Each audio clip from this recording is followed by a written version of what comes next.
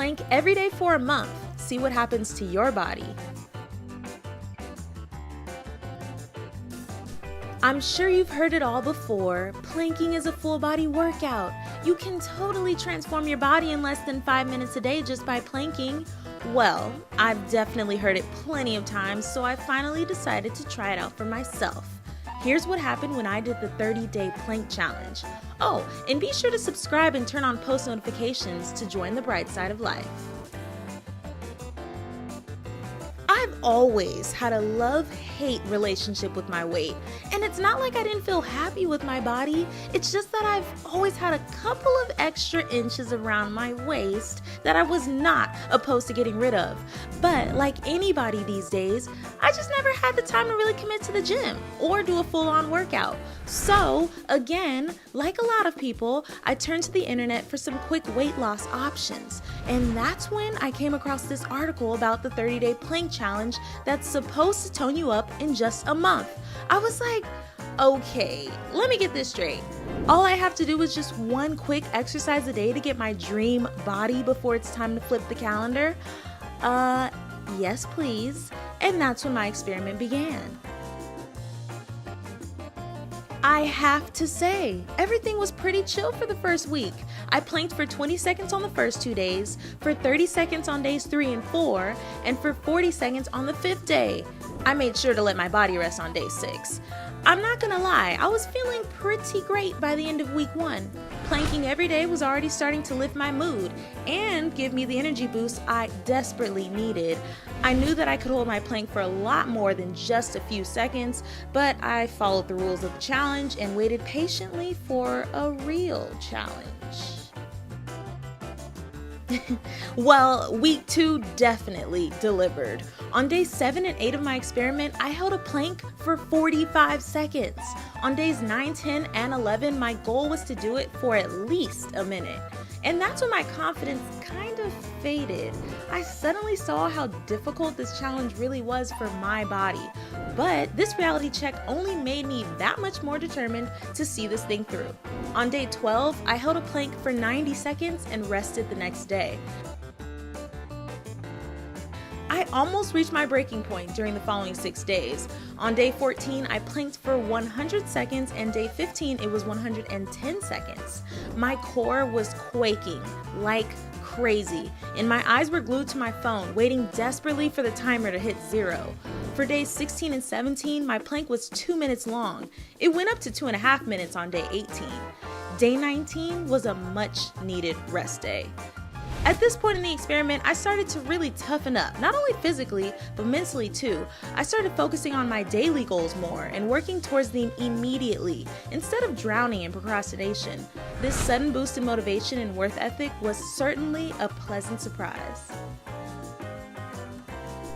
After a little rest, I perfected my 2.5-minute plank on days 20 and 21, and then challenged myself to a 3-minute plank on days 22 and 23. It was around this time in the experiment when I noticed that the tension that would usually build up after sitting at my work desk all day was gone. I mean, who knew that planking had so many benefits besides better muscle tone? On days 24 and 25, I held my plank for 3.5 minutes and took one more break to let my muscles rest before the big finale. For some reason, the last 4 days were way easier than I thought they would be. On days 27 and 28, I did a 4-minute plank and already noticed that my abs were a lot stronger than they'd been at the start of this experiment. Honestly, there wasn't that much of a difference visually, but I could feel that holding my plank was a lot more effortless than before. On day 29, I planked for 4.5 minutes and finished my experiment off on day 30 with a 5-minute plank. I gotta be honest with you, it'd been a long time since I felt so proud of myself and so good about my body. Now that my experiment has come to an end, I'm pretty sure I can answer the one question you're all probably wondering: was it worth it? For me, it's an absolute yes. Of course, I didn't end up with a six pack, which is a real bummer because I was kind of expecting that for some reason. But I definitely feel way stronger and healthier. Another thing that I've noticed is how much my posture has improved.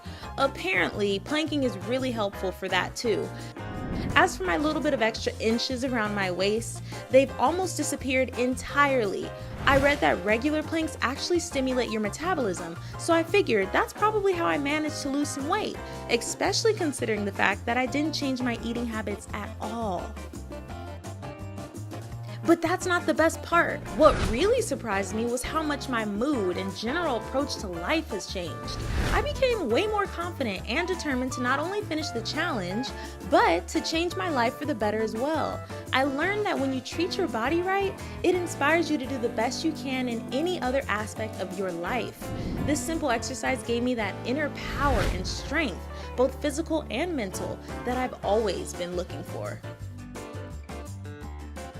If you want to try this experiment out for yourself, there are a few more things you need to know. First of all, don't be afraid of variety. Doing the same thing every single day gets a bit boring after a while. That's why I usually switch my planks up every 2 or 3 days. You can do side planks, back planks, dolphin planks, or caterpillar planks, to name a few. Changing things up won't hurt the efficiency of this challenge one bit. In fact, it'll engage even more muscle groups in your training, giving you even better results. Another important thing is your diet. To put it short, the healthier it is, the better. Like I said, I didn't change my usual meals, but I lead a moderately active lifestyle as it is. Oh, well, that's if you count walking the dog for half an hour a day. Plus, my diet isn't the worst. What I'm getting at is that sitting on the couch all day eating junk food, but planking for a few minutes a day isn't going to magically give you your dream body. Actually, if you try to stick to a diet of your choice while taking the challenge, you'll probably get even better results than I did. Keeping your calorie intake low and eating the right foods that'll give your body the nutrients it needs will only help you out even more. And finally, don't forget about your doctor's permission. I know the plank seems really basic, but that doesn't mean it's without risks. For instance, did you know that an improper plank form can lead to injuries?